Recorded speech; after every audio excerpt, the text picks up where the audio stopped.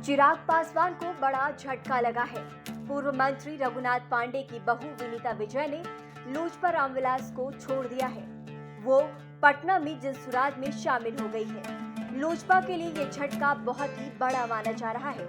वहीं इससे जिले में विधानसभा चुनाव दिलचस्प होने की संभावनाएं भी जताई जा रही है। बता दें कि लोकसभा चुनाव के दौरान वो भाजपा को छोड़कर लोजपा रामविलास में शामिल हुई थी। वो वैशाली लोकसभा सीट से चुनाव लड़ना चाहती थी, लेकिन टिकट नहीं मिलने से पार्टी से नाराज चल रही थी। जिले के कद्दावर परिवार की बहू होने के साथ रघुनाथ पांडे की राजनीतिक विरासत को आगे ले जाने के लिए माना जा रहा था कि वो नया विकल्प चुनेगी।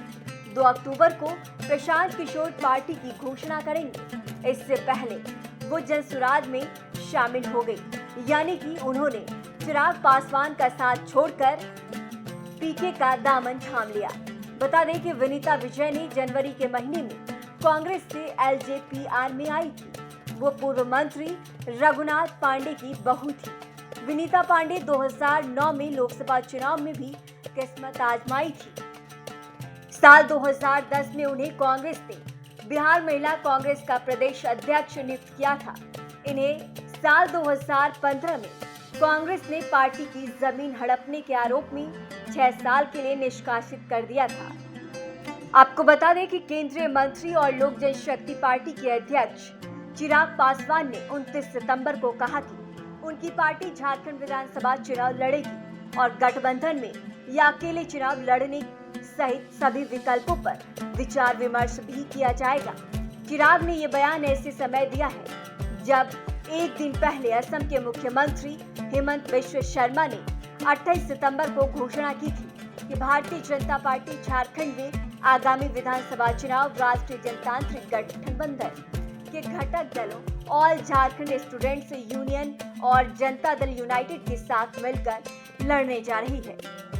वहीं चिराग पासवान ने धनबाद में संवाददाताओं से भी बातचीत के दौरान कहा था कि पार्टी चुनाव की तैयारियों में जुट गई है और जल्द ही अपने उम्मीदवारों के नामों की घोषणा कर देगी। असम के मुख्यमंत्री ने कहा था कि भाजपा आजसू और जदयू के साथ मिलकर झारखंड चुनाव लड़ेगी।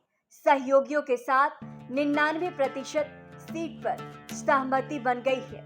बाकी 1 या 2 सीट के लिए बातचीत जारी है और इन पर जल्द ही फैसला लिया जाएगा। वहीं इसको लेकर हेमंत बिश्व शर्मा ने कहा था कि इस संबंध में औपचारिक घोषणा पितृपक्ष के बाद की जाएगी, जो 2 अक्टूबर को समाप्त हो रहा है। धनबाद के नेहरू स्पोर्ट्स कॉम्प्लेक्स ग्राउंड में एक रैली को संबोधित करते हुए चिराग ने कहा था कि मैंने पहली बार देखा कि झारखंड में किसी मुख्यमंत्री को भ्रष्टाचार के आरोप में जेल जाना पड़ा है। उन्होंने दावा किया है कि झारखंड युवाओं और छात्रों को बेहतर अवसरों के लिए देश के अन्य हिस्सों में पलायन करना पड़ता है।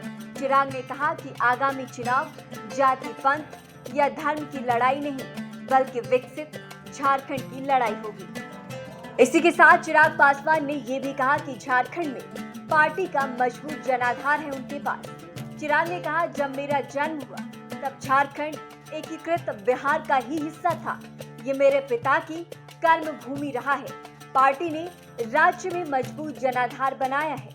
ऐसे में ये निर्णय लिया गया है कि पार्टी आगामी विधानसभा चुनाव लड़ेगी।